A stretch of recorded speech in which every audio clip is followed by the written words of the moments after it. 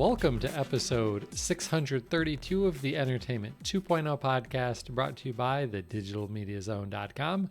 I'm Josh Pollard. And I'm Richard Gunther, and this is the show that puts you in control of your favorite movies, music, shows, and games. And Josh, we have some feedback. We do have some feedback. Before we get to the feedback, if people were watching the live stream right now, they would see the giant grin on your face as I was starting that, because they would have seen me also screw up the intro before the one that you're just now hearing, the corrected one on the audio podcast. So if you're only listening on audio, you could be having even more fun watching us live. Typically just Tuesday nights, 8:30 see this p.m. Eastern. see this mess happen in real time. Exactly. If you're watching on YouTube, though, I probably will cut that out too, but you should watch us on YouTube too, because that's also fun. And if you're watching on YouTube right now, hit the subscribe button, hit the like button. We'd appreciate that. All right, we do. So have hey, before you get into that, okay, we keep on putting off this feedback. Keep interrupting each other. Yeah, well, something that you've been doing that I don't know we've talked about on this show is that you've been sharing individual segments about the more interesting stories we've been discussing as individual YouTube posts. So if somebody's specifically interested in sharing something we talked about on a specific product or topic, you could be able to find it there in YouTube, just that little snippet. It's pretty cool. It is. And those snippets, they're helping people like that. And that's the whole point. Like if we just put up the whole podcast and you're having a problem with a Netflix, you're probably not going to find it by searching YouTube for a problem with a Netflix. But if we have a segment about a podcast or a problem with a Netflix, and I cut that out as an individual section, people find it, and then we're helping more people. So that's why we do it. Yeah. And you can also go watch the whole recording of the episode too, if you want to do that. Yeah. And I do link to the whole episode from all of those. So yeah, we make it easier for you to watch the content that you care about the most over on our YouTube channel. So go and check that out. If you're listening on the audio version, you can head on over to our website for a link straight to the YouTube channel. Okay. Now I guess we can get into the feedback. Do it. Why don't you take the first one? Sure. This sent in to us via email, entertainment20@thedigitalmediazone.com. And the first one is from Joe. He's referencing the story that we talked about last episode about the Weem amp. I'm still going with Weem as the pronunciation of W-I-I-M, capital M for some reason. And he says, hey, hope the entire Entertainment 2.0 family is having a great holiday season. Well, I am. Richard can answer for himself, I suppose. Yeah, totally. He says, I have a few Sonos speakers around the house. I also have 2 Weem boxes that I use to modernize speakers in the kitchen ceiling and another bookshelf set of speakers in the bedroom. I mainly use the AirPlay 2 feature, but I also have Miss A. Miss A is Amazon's Lady voice A. assistant. Yeah. We appreciate Joe not saying her name because we don't like to set off people's voice assistants with our podcast. So he also has Miss A output her music to the Weem boxes because we're personifying these voice assistants. And he says, I'm very happy with the Weem products. I would have gone all in on the Weamp if it had been available this past summer when I bought the Weem Pro. And we actually also got a comment on the YouTube video about the Weem amp from another Weem user who loves their Weem devices and basically also said the same thing. If the Weem amp would have been available when I purchased the other things, I would have just gotten the Weem amp. So this sounds like a device that could actually do pretty well if it can get its name out there. Yeah, for sure. Very good. All right. Well, our next feedback item is from John, and John addresses his message specifically to you. He says, Josh, thanks for the follow-up. on your Franken TV. I love that you were able to take two broken TVs and make a working television. Most people would say, why bother? But I find things like that fascinating. Yeah, it was a fun project, mostly because it worked fairly quickly. Um, if it wouldn't have worked fairly quickly, I might have just thrown out two TVs. Well, responsibly Oh, recycled two. right. But yeah, I'm glad that it was easy enough. Getting the back bezel, or not bezel, but the black plastic casing off was a little bit scary because it clips together. Like you take a million screws out, but then you also have to separate the plastic clippy things and stuff. And a couple of them stick together really hard. And I was like, I'm for sure going to break this thing, but I didn't. So yeah, it was a fun project. Glad that you enjoyed it too, John.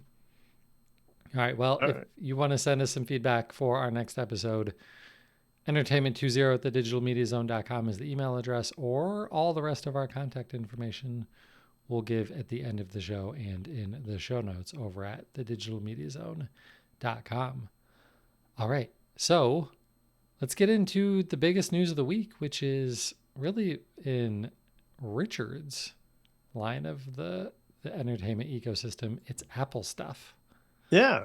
A big update to Apple TV. Well, actually, to a bunch of Apple's OSs, but tvOS 17.2 came out just today, actually, as we're recording. And it has a whole, well, not a whole new, but a pretty significant change to the TV app. It changes that TV watching experience in the TV app. Now, we're going to have a link to Engadget on this, but everybody's reporting on this. I think the biggest thing that people are going to notice is that in the TV app now, assuming that you use the TV app on your Apple TV, the navigation that's been at the top, where you could select between the home screen or between movies or TV or your library or sports, if you cared about sports, all of that is now in a left nav bar. And you may be thinking, left nav bar?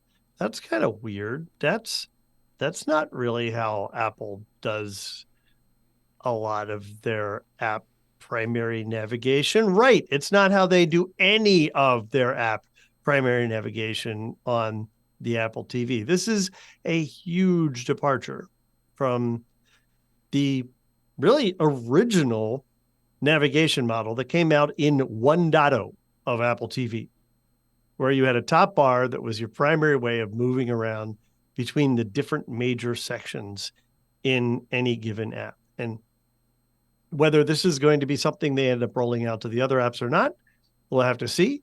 But for now, it is in the TV app. So what's this all about? Now, if you're in your TV app, you may be familiar with the home screen. The home screen has a whole bunch of stuff like what you're watching lately, what they're recommending, what's hot, what the different channels are, things that they're promoting from different networks and from their own network, probably Apple TV Plus. And if you're interested in that stuff on the home screen, it's all still there. It's a little bit presented differently now, but it's all still there. The primary navigation is pretty significantly different, though. So if you're on that screen and you go to the left now, mind you, you're not seeing anything on the left. It's just the normal home screen. But if you go to the left from the home screen, this new menu is going to pop up over top of what you see in your home screen. It's not going to shift stuff over. It's almost like a modal pop-up that comes up on a website. And that is now your menu. And you can navigate around in there or navigate off of it and it'll go away again. So it just kind of slides down from the top left, actually, I think is where it's anchored. Now, the good thing is that if you're really used to going all the way to the top to the navigation, you can still do that. And smartly enough, Apple has this kind of, I'll call it grandfathered way of interacting with it, where if you go all the way top, it's also going to bring that nav panel in on the left-hand side. So you'll be able to get to the navigation the same way. It lists the major sections you can get to, including TV and movies like you had before, and your library. It calls out specifically MLB and do I have that right? No, I don't know. What it calls out some specific sports stuff. Probably And then MLS because MLS. that deal Okay. with soccer. Yeah, that makes sense. And there's a logo there, so I probably should have noticed it, but sports ball. So I'm kind of blind to it. But underneath that, then there are channels. And there's a section called channels, and it lists channels. And this may not be what you're expecting, because in addition to the channels that you subscribe to through Apple, for example, I subscribe to Paramount Plus, and that now includes Showtime. It's also going to show some, not all, of the services that you have connected to your Apple TV experience. So I have Hulu, and I have Disney Plus, and I have AMC Plus, and I have Amazon Prime, all showing up there as connected services that are channels now. I don't think of them as channels, but it's calling them out. So what does that tell me? They have a special arrangement with those partners so that they can highlight them. And if you select one of those, it's going to take you to the part of the TV app that is focused on just their content.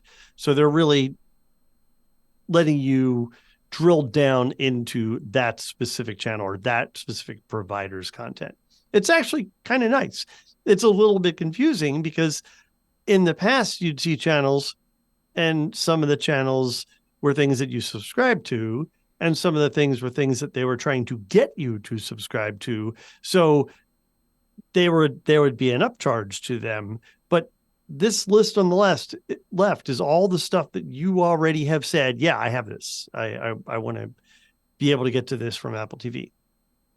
Now, similarly, channels itself looks a little bit different. Channels, if you are just on the homepage and you're scrolling through and you're looking at the channels, they've kind of changed the way they display that. Instead of just circles with a logo, it's a logo with, I don't know, like a cover image or a poster image of some big popular thing that they're showing now, so that they can entice you to maybe take a look at this channel. Maybe this is something that you want to get if you don't already subscribe to it.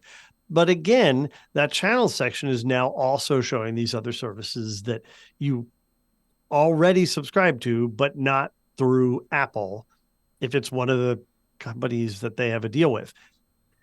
I think this is going to confuse people. I mean, I like it. I think it's nice that they create this kind of curated provider-specific experience, but I think it is going to confuse people because of how they've previously defined channels in the Apple TV experience. So we'll see how folks react to it. Ultimately, I think it's good, but for example, it doesn't show Peacock, and I'm subscribed to Peacock, and that's still connected in the Apple TV app as a provider of services that I'm interested in. It just doesn't show up as a channel. So yeah, it's kind of weird, but good. Now, the thing that you've probably heard the most about is that the iTunes movies and iTunes TV shows apps on your TV, and specifically on Apple TV as well, were going to go away. Well, that also occurred as part of this 17.2 update. So now you're no longer going to have a movies app or a shows app out on the main Apple TV screen. They don't exist anymore. They're all folded into the TV app itself. And so that means what happens to the store? The store is now also bundled into the TV app. So if you're still someone who actually purchases digital content, which confusingly enough, you could already do through the TV app before, now the whole iTunes movies and TV storefront is actually built into a store section of the TV app. Confused yet? If you're an Apple TV user, I just suggest you go in, poke around a little bit, take a look at it. If you need to, you may want to download the latest OS version, and then you'll get this. It wasn't already on my computer, even though it came out today, or my computer, on my Apple TV. I had to go and download it. Now, there's some other stuff that came with this update too. It's not just the TV app. They made some other improvements, like now you can use Dolby Atmos on SharePlay. If you're doing a SharePlay thing with your Apple TV, I'm really not quite sure why that didn't exist before, but apparently it didn't. And now as well, you can select where you want to focus your audio in the Fitness Plus app, whether you want specifically more music or if you want to listen more to the coach, you can tune that more to your liking. And probably most importantly is that at least in the TV apps, and hopefully more apps coming soon, you'll be able to use voice search from pretty much anywhere in those apps, not just in their search tab. So if you're on the home screen of any app that supports this now, your voice search for your remote is going to trigger the search within that app, which is a nice new enhancement. So some really nice, good updates to tvOS. I'm a little frustrated that they still don't have any, as far as I'm concerned, viable competitive live TV offering. And I certainly hope that eventually, maybe tvOS 18, we see something like that, because live linear TV is still important to some people. It's still a separate, entirely separate experience. And Google TV and Amazon have done a really good job of demonstrating that you can integrate that pretty seamlessly into your streaming experience. And Apple's just made no effort to do that whatsoever. And so you're talking about not even having support for like YouTube TV or Hulu with live TV built into the Apple TV TV experience. app. Right, Yeah. exactly. You have to go out of the TV experience and go find the app for YouTube TV or for Sling or whichever of those streaming services you have, which just seems ridiculous now that all of these other services have demonstrated, no, if you have a TV hub, let's put that in the TV hub. Do you think that maybe they haven't integrated some of these other ones because they're working on making their own? What if they're making Apple TV Live? Really? Really? I mean, I don't think there's a need for another player there unless they figure out how to do it better. And frankly, I mean, it's taken Apple a long time to get the TV experience right. So I'm not entirely convinced that they're going to do it better. Right, right. Well, and the user interface changes that you've described here make it sound like they're essentially applying the UI that we've seen slowly come to all of the other major competing streaming services. Disney Plus has a left nav, Netflix has a left nav. Yeah. And they do that because it makes sense. If I've scrolled way down, YouTube has a left nav. If Yep. I've scrolled way down in the list and want to switch categories, I don't want to have to scroll all the way back to the top.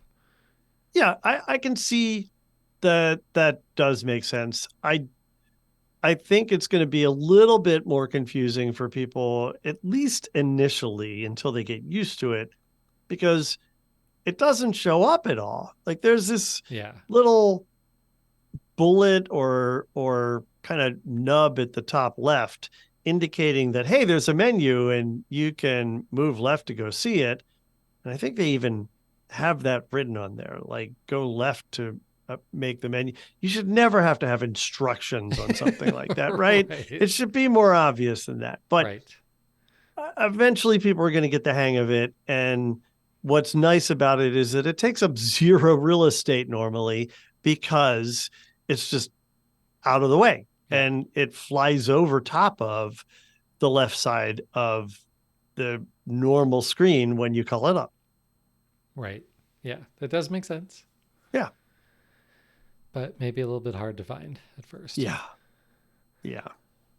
All right. Well, I talked a little bit there about Disney Plus. Our next story is also actually about Disney Plus and Hulu because, in a move that I think is weird, uh, Disney Plus is adding a Hulu experience to the Disney Plus app. So if you open the Disney Plus app now on your TV, you're used to seeing big, basically like channel selection, category selection boxes at the top of the interface for like Marvel movies and National Geographic or whatever the nature stuff is, all of those big categories. Now there's an extra one at the end that says Hulu. And when you go to that option, it opens up a new screen with a bunch of Hulu stuff. But it's missing a bunch of things. So the styling of it matches the styling of Disney Plus, so it's not like a jarring experience in any way. Good. But it's missing a bunch of stuff. And granted, it's called beta. It's beta for a reason, but it's missing so much. It's missing navigation for categories on the left side. It's missing your watch list. It's missing continue watching. If you're used to using the Hulu app, the standalone Hulu app, and you have ESPN Plus, you're used to seeing the ESPN Plus things that are live right now. None of that is there. All of that stuff is gone. Eventually, a lot of that I'm sure will make its way in.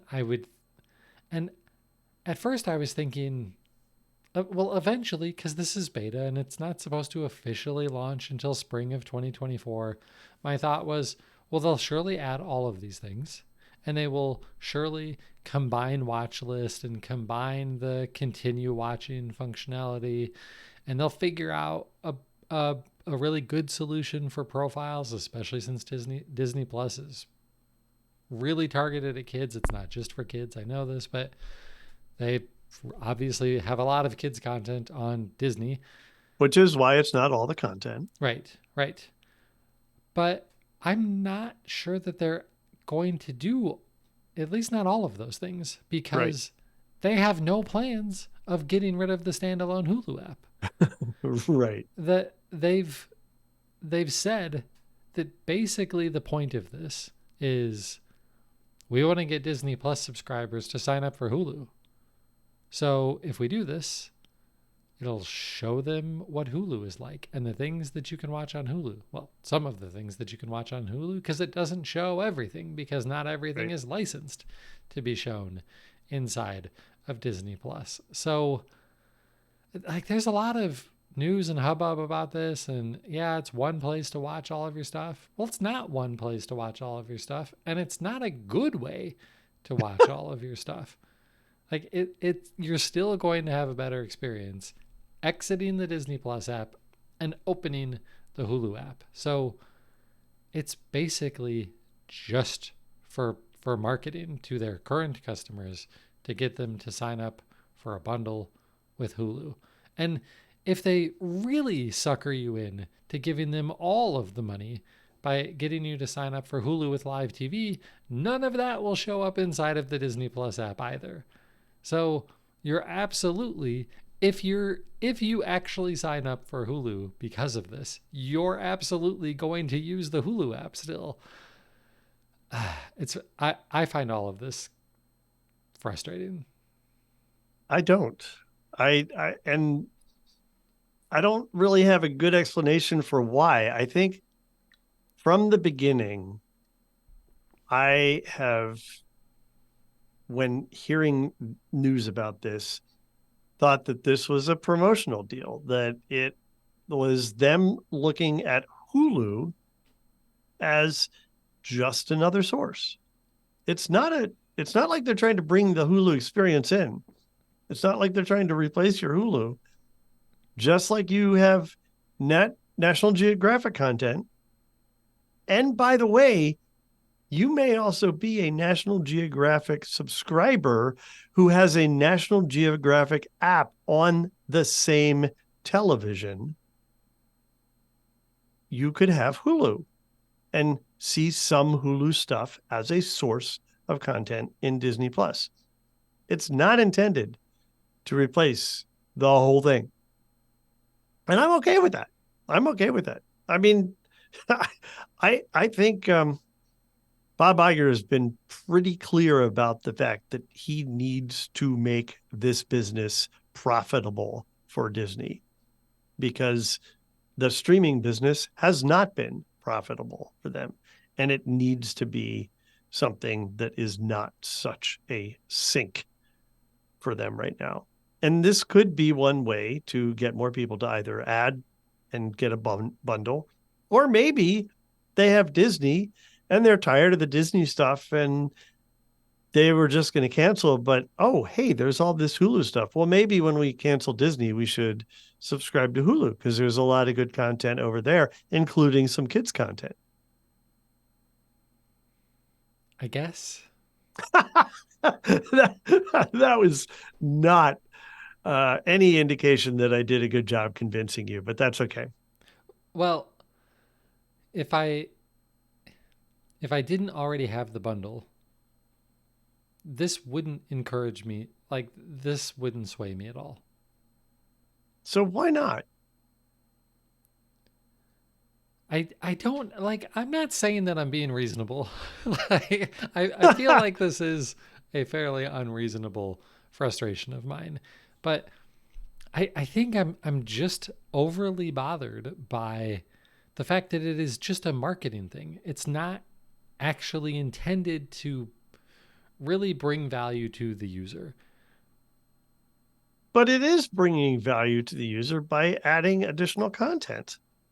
And it's not like they're doing, at least as far as I'm aware, I don't think they're doing the thing that Peacock was doing with their free tier, where they'd let you see 2 episodes, but no, if you wanted to see the whole show, you had to actually go subscribe to the higher tier service. They're not pulling that. They're just picking and choosing things that they think are going to A, interest folks who have families, and B, potentially sway people to come and check out more. I guess. Okay. I guess. And for the record, for anybody who's like, well, Josh, if you don't care about Hulu, why do you have the bundle? I have the bundle because of ESPN Plus. Right. When you look at the Disney ESPN Hulu bundle, you're basically getting pick one of those services for free. You're paying for two and getting one free is the way that I've always looked at it. And for me, it's Disney because I have kids who love the Disney stuff and a wife who loves the Marvel stuff, and ESPN Plus so that I can watch all the hockey that I can possibly watch. And Hulu almost never gets watched by anyone in my house. So, anyway. Okay. Yeah. Okay. Let's move on to some gaming news. Richard, this news today, not surprising, but it's still like right in the chest. Like, it kind of hurt. It kind of hurt, even though it wasn't surprising at all. Yeah. Today, we have to play taps, lower the flags to half-mast, because E3 is dead, and it's never coming back. Well, like, this is E3. It started in the mid 90s. It is something that started when I was a kid, really getting into video games. You know, I mean, I was like 15 or something like that. I was reading video game magazines and, always looked forward to hearing the latest news about E3. It was the place where all of the major video game announcements happened for decades. Right. But and it's been dying. It hasn't been. Even right. When it's been held, it hasn't been the place where all the major announcements happen anymore. No, it hasn't. And that I think is the biggest problem and the thing that really led to its death. So I'm going to blame PlayStation because that's what I like to do. No, it's not. It's with my green lighting behind me to show that I'm an Xbox. No, that's actually because it's Christmas lighting to match Richard's. But Sony's partly to blame, Nintendo's partly to blame, but even blame is probably not actually the fair way to describe what happened here. Nintendo and Sony and many of the other players following in their same direction found that, oh, look at, like, imagine this. We can have our own announcements whenever we want, not on some arbitrary media schedule. And we can have the content that we want to show ready. And I mean, I'm sure they're still rushing people to get things ready for their own schedule, but they get to choose the time and they get to dominate the news cycle. They don't have to fight to try to win E3 if they have their own event in May. So I understand why Nintendo pulled out, why Sony pulled out, and why, in terms of show floor appearance, even a lot of major publishers all pulled out over the last few years. Yeah. So it was still an important time. You know, there were still other video game things happening, all to coincide with E3 to try and get their news in while the rest of media is focused on the spectacle of E3, just like CES. You know, Apple doesn't show up at CES. Lots of big companies don't, but there's still a lot of things that happen even outside of CES, but at the same time, because they know that's when the world will have its eyes focused on the consumer electronics space. Same thing with video games. We've also talked in the past about the benefits to the industry itself. It's also a networking event for the industry. It allows small studios to talk to publishers. It allows small media outlets to talk to game developers and get a foot in the door. You know, it's very similar to what CES offered us as the DMZ. We were a small site. We're still a small site if we're being honest. But CES gives us that ability as small grassroots media to get our foot in the door and talk with the big companies when they'll actually meet with us, and to help you get your own career started. So to see an event like this go by the wayside, I think it's unfortunate. I'm sad I never got to go. I had always thought about, maybe it would be really fun to go. I'm sure it would be insane and exhausting the way that CES is, but now I'll never actually know because it's gone and there's not really an equivalent thing to replace it. It's basically been replaced by individual publishers and major console makers. They just release their own events streaming online. They don't really do in-person events anymore. So the only thing that's close is the Game Developers Conference, which is far more focused on game developers. So there's some news that comes out of GDC, but it's definitely not the same thing. A lot of people have also said, why do we need E3 when we've got the Game Awards? I'll save my rant about the Game Awards for the end of the show. I don't think that's the best way to replace E3 either. So it's not surprising. E3 was canceled in 2020 because of the pandemic. They went digital in 2021, did it really poorly, had talked about doing a live or hybrid event in 22. They didn't. They couldn't figure it out. They canceled it. They canceled it this year too for similar reasons. And because they couldn't get buy-in from the rest of the industry, the writing has been on the wall that E3 was going to die. I mean, we probably should have said when they canceled 2023 E3 that E3 is in hospice care at that point. Like we've all known this was coming.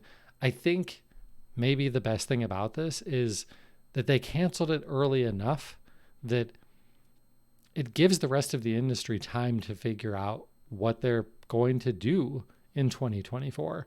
Well, because, there's Jeff Keighley puts on a big summer event that's timed with E3 also. Does he move that? Like the whole industry gets to really potentially dictate what happens with this giant void left by by E3 not existing anymore. Yeah, I'm most interested in seeing what comes in to fill the space. And you made the comparison to CES, and I'm not entirely convinced that that's equivalent, because despite all of the soothsayers who've been predicting the demise of CES every single year for the last decade, it isn't happening. See, and we saw good numbers last year. The numbers look like they're going to be good again this year. Vendors are definitely going back. People are going back to conferences. And that was the other thing. People are like, all right, conferences are dead. That's not going to happen. No, people want to get together. People Right. want to meet in person and talk to other humans and do business deals and network, because that's what these shows offer. And I know I'm a broken record about this, but I do think something will fill this space. And even though I'm not a gamer, certainly interested in seeing how the industry responds to this and what ends up happening instead. Yep. Yeah, definitely. All right. Well, one more much shorter story from the gaming news side, and that is that the Xbox CFO, his name is Tim Stewart. He's probably not nearly as well known as people like Phil Spencer, the head of Xbox. He was given an interview and said something interesting about a potential business model for Xbox cloud gaming. So, in the US and in all of the markets where Xbox cloud gaming is supported, you only get access to it by being an Xbox Game Pass Ultimate subscriber, which in the US is now $16.99 a month, I believe. And it's not just the cloud gaming. It's kind of like the cloud gaming part is just tacked on to the massive library of games that you can download and play on your Xbox and on your PC. And then they allow you to stream a subset of that library online. What they've said in this interview is that they could see themselves in markets that are not as developed as Europe, America, the Far East. So markets like Africa, India, Southeast Asia, that they would consider an ad-supported model for Xbox cloud gaming. Now, I think their example's ridiculous because what he said was, for example, I could see somebody watching a 30-second ad for 2 hours of game streaming. Really? Really? You're going to give them 2 hours of gaming streaming? Because in every video streaming service out there, if I watch a 30-second ad, I'm lucky to get 10 minutes of uninterrupted video. So I'm sure that model would actually get adjusted by the time it actually hits the real world. But this makes sense. Why not do it? Like all of the video streaming services are doing it because ads are profitable, even right now, when for the last few years the ad business model has produced lower revenues than in all of the previous years. Like ads are not doing well, period. But they're doing well enough that it is supporting a lot of these services. And so it could potentially be enough in markets like Africa, where most young people who are interested in games do have a phone, but may not have the means to get a $500 Xbox Series X. And when you've already got the phone, and that's all you need to have access to all of these games for just watching some ads, could really drive up the numbers of their user base. And I think it sounds like a really smart play. Yeah. Yeah. It could be interesting. Yeah. I don't think they'll do it here. It'd be really interesting if they did try it here, but probably not going to happen, right? I'm not even going to try and predict that. I don't know. Like it's interesting because, we saw services like Netflix never had ads. Disney never had ads, but now they do because for some people or in some situations, they can actually make more money from an ad supported model than asking people to just pay for the service. Right. But would that be considered just way too invasive in a serious gaming situation? Right. I mean, sure, if you're playing, something dumb, and yes, I said that, like Candy Crush, which I play, so I can say that, and you have to see an ad as you're like between scenes or to get an extra bump for something or whatever, fine. But if this is, well, so first of all, if it's interruptive in any way, that's not going to go over. Right. Like, let's look at how well YouTube has implemented ads. YouTube, the biggest streaming service of user generated content, they can't get ads right in a way that doesn't cut people off mid syllable. Right. Right. Right. So, do I have any hope that companies are, if they were to try and integrate ads in any sort of game streaming service, would do it in a way that wasn't invasive? No, I have zero hope of that. But that doesn't mean it wouldn't happen. So yeah, I'm making zero predictions. I don't like it. I don't like the idea of it. Yeah. And to do it in games, they would essentially have to have the game developers implement a system into their games that would signal the service to when it was appropriate to display an ad. YouTubers are supposed to do that. They don't. Well, right.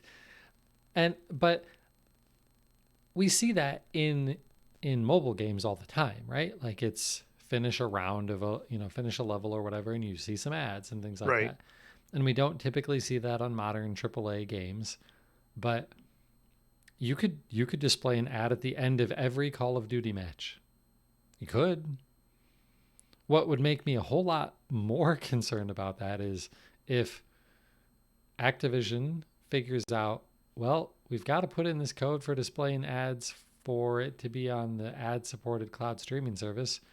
Why don't we also just insert ads for the people who paid $70 for the game? Yeah. No, no, no.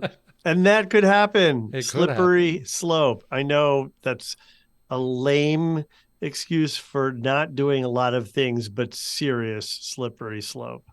Yeah. Yeah. You want to put ads in the things that we're essentially getting for free, that's one thing. Putting ads in a game that you're paying $70 for is another thing. And anybody who's thinking, yeah, but you do have to pay your subscription service plus watching ads with Netflix. Yeah, it's different. It's significantly more cost and things like that. So I think that is different. All right, I think we've beat that horse to death. Let's jump into the really fun part of the show where we talk about what's going on in our entertainment centers. So, Richard, what's going on in your entertainment center? Not as much as usual. I am up to date on The Amazing Race, which means the next episode is the finale. And I'm really happy with the teams that are in the last three. So this should be a fun season finale. I've also watched another few episodes of season 3 of Ghosts from the UK. And I believe we just have one left for season 3, and then we'll start the fourth season on that. All still while we're waiting for US episodes of Ghosts to return, which I think isn't happening till sometime in the spring. And then I am up to date on Fellow Travelers. I think there's one episode in that left. I don't see how that's going to be renewed, but that's been interesting on Showtime. And I started a show that I've heard a lot about on Apple TV Plus called Lessons in Chemistry. And I don't know if you know anything about this. Josh, have you heard about it? No. So the gist of it is there's a very intelligent woman with a postgraduate degrees in chemistry who wants to, like, get some recognition for what she's capable of. Oh, but we're in the 50s right now. So nobody's taking her seriously until she finds some people that do, and then ultimately gets herself in a cooking show and turns that cooking show into chemistry lessons about cooking.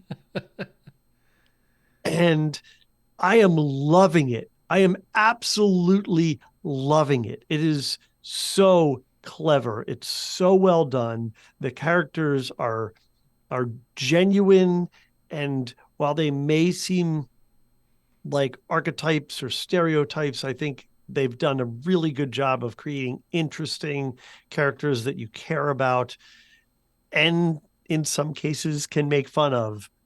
And I am genuinely enjoying this. So looking forward to watching more of that. Also started Andor finally. I've wanted to watch this and I just haven't had room in my schedule for the next Star Trek. I can't believe I said that. Star Wars thing. Forgive me. Please, people, forgive me. And I am enjoying that. We are 3 episodes into that so far. A couple more episodes of Courtship of Eddie's Father. And we watched a movie. My friend and I have been wanting to see this movie, and Edward has not been interested in it. And she was over. So we finally watched Tetris, the movie about how Tetris got started and how it became such a huge thing. This is an Apple TV Plus exclusive. It was phenomenal. It embellishes. It makes the distribution of Tetris seem a little bit like a Bond film. So it embellishes. From Russia with Love. But it is so good and so much fun. And quite a lot of it is true. The characters, the characters themselves are true. The politics of it are true. So this is a story I never knew and did some research after watching this. It's fascinating. And I highly, highly recommend this. If you've played Tetris and you were as addicted to it as so many people were, you will get the gist of this. And I think you will thoroughly enjoy this. And then finally, the ebook that I am listening to right now, or audiobook I'm listening to, is another book by my friend the author David Swinson. It's called City on the Edge, and this is a departure from the crime novels that I've written or that I've read of his in the past, and I'm really liking it. I'm about halfway through and hope to finish that before the holidays. So that's it for me. And like I said, a lot shorter than normal. How about you, Josh? So yeah, a little, maybe a little bit more than usual for me too. On the gaming front, not too many real surprises there. Forza Motorsport, that's been the most of it. A little bit more NHL, finally getting back into NHL, which has been nice. TV, here's where my rant comes in. The Game Awards. Okay. I do get kind of excited about the Game Awards. It's a fun spectacle. It's a fun celebration of video game stuff, and I have no problem with the Game Awards being largely a commercial for new video games. Like that's okay. That's what I'm here for. I'm here for trailers for games that are coming out in the next year or so and any surprise major announcements in the gaming space. That's cool. I'm fine with there being a lot of that in the Game Awards. But it's still supposed to be an award show. And Jeff Keighley has completely gotten away from the idea that this is an award show. And there are so many problems with it now. Like, for years we've been able to make minor gripes about some of the things that have been happening, but all of the bad things are just getting worse and worse and worse. So, for example, the Game Awards barely talks about the awards. So, you're of course going to get the normal awards experience for like Game of the Year and things like that. But for lesser awards, and I know big name award shows do this too, but for like the smaller awards, they'll just kind of rattle them off fairly quickly. But smaller awards in this year's Game Awards included categories like Best Role Playing Game of the Year, Best Ooh. Yeah, Best Online Multiplayer Game of the Year. No way. Like absolutely insane things were just put in. Here's the category. Here's the nominees. Here's who won. Congratulations to that studio. And now let's talk about this category. And that's it. Like no real recognition of those games, the developers who made them. It's ridiculous. Then let's talk about if they actually, had people in the audience and brought them up on stage to celebrate them. They got 30 to 45 seconds for their acceptance speech, and that's it. They were getting rushed off the stage, like practically pushed off the stage. And Jeff Keighley and his supporters can say and blame it on one particular award winner last year who spent 8 minutes with his acceptance speech, which is ridiculous. Like no one should go on for 8 minutes. Right. But when we are pushing people off stage, even for Game of the Year award, the final one, they were basically being pushed off the stage while they were also talking about how during the game's development, people in their studio died. Like they were basically being pushed off stage. The background music is coming up and they're getting pushed off stage. Come on. It's a joke. It's not an award show anymore. And then add on top of that, like this is a 4-hour show and it includes stupid things like skits with the Muppets. There's always a Muppet skit every year. Why? It doesn't need to happen, but Jeff Keighley must love the Muppets, so he always has a Muppet thing that has nothing to do with anything. He always makes time for Hideo Kojima to come on stage and show a minute of a game that doesn't tell you anything about the game. You just know it's going to be crazy because it's a Hideo Kojima game. And he's in love with Hideo Kojima, so he gives Kojima as much time on stage as he wants. Like, I'm interested in Kojima's games too, but give me the trailer and let's move on with our lives. He also brings on movie stars and actors and stuff like that to introduce things and gives them a ton of time to talk about stupid things. Like Matthew McConaughey came on stage to present a trailer for a game and spent 45 seconds or more rambling about what they told him not to do, and then he did it, and he was really only there to say, hey guys, I'm a voice actor in this game that I'm going to show you. Cool. I just want to see the trailer. Get off the stage.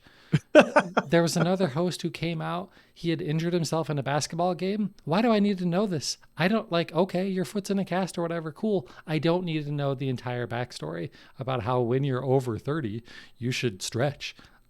Just get on with it and give that time to the developers who spent years making games. Give the time to them to actually be honored in all of this. And then absolutely no mention at all about the fact that over 10,000 people in the video game industry that just this year have been laid off from their jobs. No discussion of anything like that. Nope, we're just going to talk about how gaming is so great and brings us all together, and Hideo Kojima is a rock star. Like, it's a joke. I'm not watching this anymore. I will wait until the next day and see all of the articles that have links to all of the YouTube videos for all of the trailers that I need to see, and that'll be good enough. There is no point in me watching this anymore. And I don't think there's any point in anybody else watching it either. And that's a shame for the game developers who should be getting celebrated for the amazing things that they're doing. Maybe we need to make the GDC Awards a big media event and let them get celebrated there, because it's not happening at the Game Awards. Man, that was a bigger rant than I expected. I think we need a play out music like Molly used to have for Molly rants. Woof. Yeah, that was a lot. All right. So it's not the only thing I watched. Watched some football, of course. Also, can I throw this one in here? I didn't watch it, but Jen really wanted to watch the Hannah Waddingham's Home for Christmas, or whatever the name of her Christmas singing special was, on Apple TV Plus. She loved it. The girls loved it too. Cool. I would have watched it, but I already had plans to play video games with guys that night, so I haven't seen it. But I've heard it's great. Go and check it out if you're looking for something fun to do for the holidays. Yep. I want to watch this. In case you don't know what we're talking about, this is the variety special on Apple TV Plus, hosted by the woman who plays the owner of the team in Ted Lasso. Right. She's amazing. She has a beautiful voice. She is a performer. So this is something I've absolutely wanted to watch and just haven't had a chance to do yet. Yeah, it sounds like you definitely should. But that also meant that I had to subscribe to Apple TV Plus, because I had canceled that. So I've got it for another month. And I don't know that I plan on keeping it long term, but there's a lot of really good sci-fi stuff on Apple TV Plus that I haven't watched. And the movie Tetris. Yeah, I don't think I'm going to watch the movie Tetris. Probably not. But so we'll see. Maybe I'll have more things in my what I've been watching. Oh, there is another thing I've been watching that I haven't mentioned at all. I've been doing most of my running on the treadmill, and while doing that, I've been watching The Expanse. So I'm probably 3/4 of the way through season 2. Oh, there's what, like 5 seasons of that show or something? Yes, the 5th season is very short, but yes, 5 seasons. That show got good. That show got really good. Yes. The first season was hard to get into initially, but it gets good fast. Yeah. Yeah. I won't say any characters or anything like that would spoil anything, but there was, with shows like this, you can sometimes get to the point where you're like, I'm not even nervous about this situation where it looks like everybody's going to die, because everybody always finds a way out. And I was afraid that was going to be the situation in this show, that there would be a whole slew of characters that would just never ever die. And it seems like maybe that's not the case. Nope. They kill people. Yeah. Yep. As they should. As they should. Right. Yeah. Yeah. No, it's really good. Yeah. And then books, you had mentioned the past couple of episodes that you were reading Measure What Matters. I read it also. That is a really good business book. Really good. Yep. Finished that one. And then I also started reading Razorblade Tears by S.A. Crosby. This is the same author that wrote Blacktop Wasteland that I talked about over the summer. And I loved that book. This one, the I guess this is technically 3-sentence description, but each sentence is less than like 3 words. Oh, it's 4. The description that I see for this book over on Goodreads is a black father, a white father, 2 murdered sons, a quest for vengeance. It's a really good, like, action-filled book. The action, like, never stops. And it talks a lot about the state of race in modern America, the state of how sexuality is viewed in modern America. It's really good. I'm about halfway through it, and like, I'm basically putting all of my podcast on hold to listen to this book instead. It's that much, like, if I were reading the physical book, I would say it's a page turner. I don't know what we use for audiobooks, but it's that. Are you having driveway moments? Oh, wait, you don't drive home from work I either. also don't go anywhere, right? But when I'm swapping laundry, it's what I'm listening. Yeah, I don't know. Yeah, that's me. So yeah, that's what is going on in my entertainment center. So that's it for the news and all of those things. If you want to get a hold of us, we're all over the place. We're on X. Well, I'm on X at Josh Pollard. We're both on Mastodon. Richard is at Richard Gunther. I'm at Josh Pollard. The website is also on X at Digimedia Zone. We're also on, in case you missed it at the beginning, we're also on YouTube. Go and check out the YouTube channel. We've got whole episodes of the show, and we're breaking up segments. If you're maybe not interested in every single topic, you can pick and choose which ones you want to watch. And if you subscribe, you'll get and ring the bell, you'll get notified about all of those videos as they appear. We also record the show live most of the time.